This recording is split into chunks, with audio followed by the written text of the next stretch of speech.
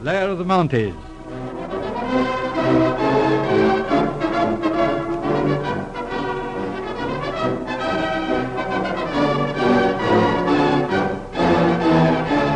We present episode 33 in Blair of the Mounties. The story told in this episode is a reminiscence of the Secret Service work in the World War.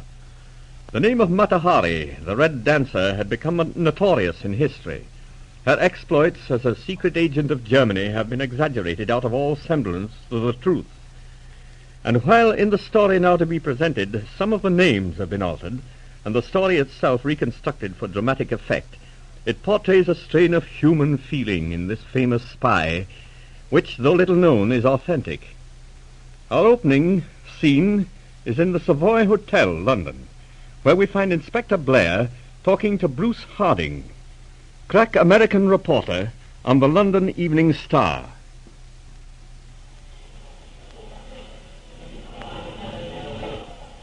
Well, if it isn't my old friend Inspector Blair. Gosh, I haven't seen you Not since 3 days ago when you tried to chisel a story out of me. Well, how's the newspaper business? Oh, so. Nothing ever happens these days. How's fishing, Inspector? Oh, just fair. Say, you know, it's funny, Inspector. Old man Pressman disappears in Stony Haven, and you go down there fishing. Yes, quite a coincidence. Yes, sure. And then there was that burglary at Lord Waverton's place down at Coombs Seaton. Paper shoots me down there. I don't get a thing, but I run into you. Fishing again? Yeah, fishing again. Come on, Inspector, come on. We never got a thing, but there was a strong wind blowing somewhere. Mm-hmm. Oh, come now, listen, Inspector. Now, all kidding aside, couldn't you just give me the lowdown on that affair, just in confidence? You wouldn't publish it, of course. Publish it? Why, I should say not. Why, no, Inspector. You know me better than that. Well, say, do you know, I'm writing a book on famous spies of history. Yeah, that ought to be good. Sure, it'll be good. I'm putting a lot of work into it. Fine, as long as you don't use your imagination too much. Oh, nothing like that, Inspector. Nothing but the truth. But I'm working on Mata Hari's life.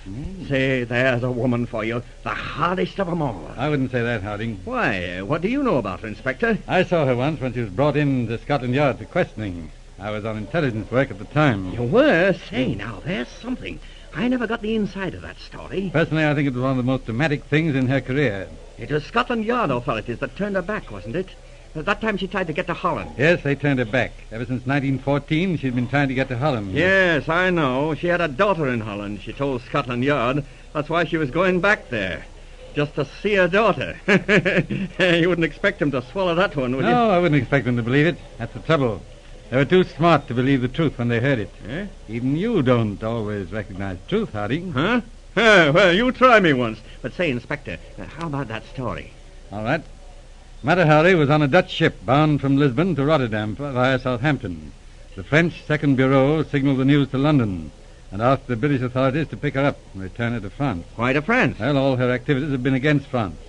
Up to then, she had never worked against England. Well, there's no record that she ever worked especially against England. No? Well, anyway, here's the story as I got it from George Drake, who was detective inspector on the special branch.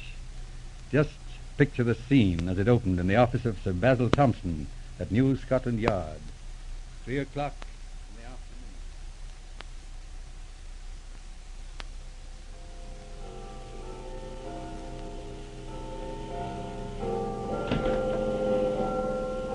This is the woman, sir. Oh, yes. Bring her in, Drake. Take this chair, please. Thank you, monsieur. You are the woman known as Mata Hari? That is correct, monsieur. I have reliable information that you are a spy in the employ of the 3rd Section of the German General Staff. So? And from what source does monsieur obtain this information? Madame, you are not here to ask questions, but to answer them. I'm waiting for your answer. But I have no answer to give you. Indeed. Is it not true that last winter you were a dancer at the Folie Bergère in Paris? That is quite true. And was it not commonly known in Paris that you were a spy in the pay of the German government? Oh, but monsieur, surely you understand that. It is what you call the publicity. Many people come to the theater to see this mysterious Mata Hari, who is supposed to be a spy. It is good for the box office, yes? You deny that you ever worked as a spy? Monsieur, there is nothing to deny. And you forget something, I think. What do you mean? As you say, I am the one to answer the questions, and I will tell you. If I was a spy in France, by what right do you, an English police officer, accuse me? This is not France. You are right. I make no accusation. Ah, that is better, monsieur. Why do you wish to go to Holland? But that is my country. My home is there. You have no other reason? No special business?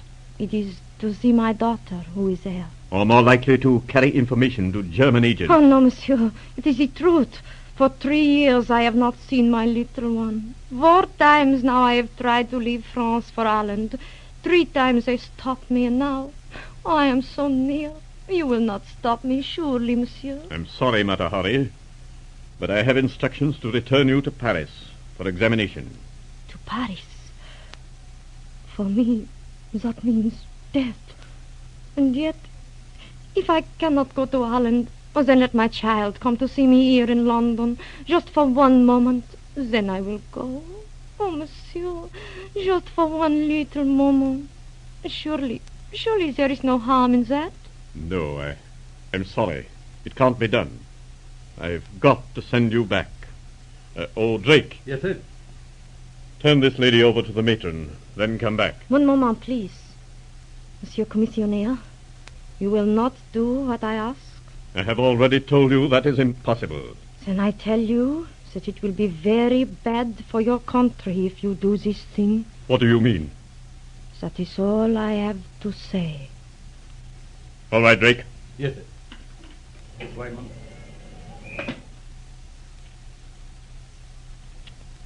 Any orders, sir? Sit down a minute, Drake. What do you think of that woman? Well, sir, somehow I have an idea she's telling the truth about wanting to see her daughter. That may be, but unfortunately she's a very clever spy. And anyhow, there's no choice. The orders are imperative to return her to France. Seems a pity, sir. I suppose they'll court-martial her when she gets to Paris. Oh, I don't think so. Most likely they'll let her run for a bit. You see, there's a whole network of spies. They might get a line on the system. I see, sir. What boat will they put her on? Let's see. This is Friday. Send her down to Folkestone for Monday's boat. Very good, sir. We'll hold her in Pentonville prison till then. No. I don't mean that. I want her to run loose for a couple of days. There's still a few enemy agents in London. She might give us a lead. Put 2 of your best men on. See that they don't lose her. Very good, sir.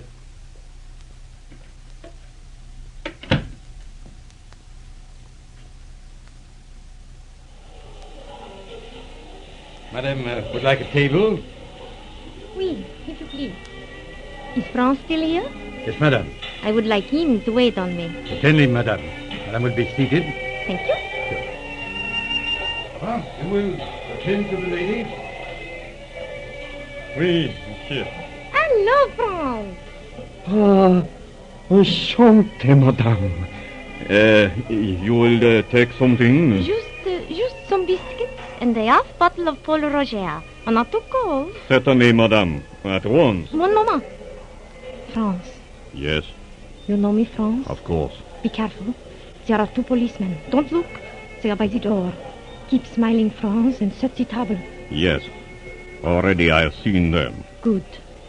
Where is Herr Brandt? Tomorrow he arrives. On the Monday he returned to Holland. So, listen carefully, France. Yes, madame. After I finish this wine, bring quickly the bill. When I leave, clear the table quickly. Under this serviette, you will find a handkerchief. You must take it without being seen. Give it to Herr Brandt. Is it understood? Perfectly, madame. And the message? Say to Herr Brandt, H24 sends a souvenir from England. A souvenir from England. Yes, madame. I shall remember. Then bring the wine, quickly, France. At once, madame.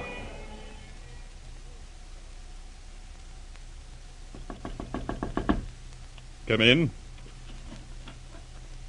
Oh, hello, Drake. You look as though you'd seen a ghost. What's wrong? Didn't you hear the news, sir? What news? The British battleship, the Conqueror, sunk in the channel by the German submarine U-69. Heavy loss of life. But she was in a heavily mined channel. How did that sub-commander find the passage? And how did he know there was anything to go in there for? He could never have got into a protected channel without inside information.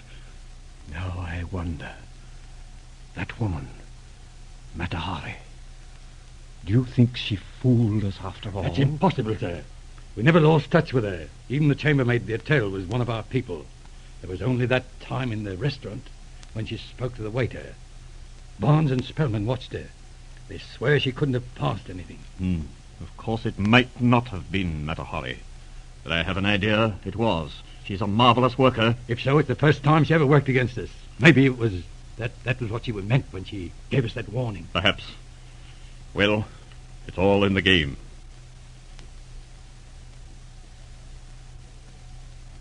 And that, Harding, is the story of Matahari's handkerchief. Why, you mean that it was really her work, Inspector? No doubt about it. After the war, we got the whole story. That handkerchief had a map of the protected channel in invisible ink. Also, information that a lone battleship would be moving from Sheerness to Plymouth. The rest was easy. And this man Brandt was a German spy. The man who got the handkerchief, yes. He was also working for the British government, playing both ends. We suspected it for a long time before we were certain. And then? Well, then one day he disappeared. I see. And Matahari never got to see her daughter. No. Eh? A few months after that, she was condemned to death and executed by the French government. Just on general principles, I No, suppose, eh? no, they finally got definite proof of some of her spy activities. How did that happen? Very curious combination of affairs. Back in France, she made a deal with the French authorities. She was to be allowed finally to go to Holland if she'd give information against Germany. But the deal didn't go through? Part of it. Matahari kept her end of the bargain, gave away a whole list of German spies. But it didn't do her any good, No. eh? When the German intelligence people heard about it, they gave Matahari away in a wireless message. That was the first definite evidence the French had got on Matahari. And it was on that evidence they condemned her. And then came the dramatic finish. Oh, I've got all that part. Matahari disrobing before the firing party and so on. Oh, no. Better leave that part out, Harding. Why, but that's great stuff. What's wrong with it? Just that it never happened. Gee. Well, there I go again. Well, thanks, Inspector.